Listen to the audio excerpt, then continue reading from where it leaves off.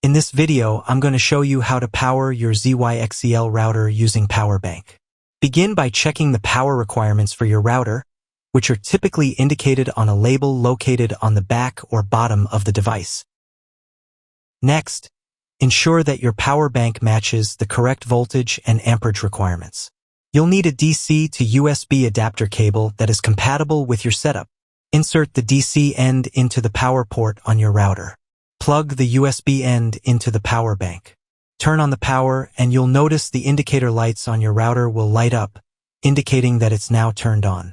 If the router isn't functioning properly, it could be due to the power bank not supplying enough power. In this case, you'll need to turn off the 5G network. Be sure to check out my other video linked in the description for a detailed, step-by-step guide on how to do this. If you found this video useful, please give it a thumbs up, subscribe to our channel, and share your thoughts in the comments.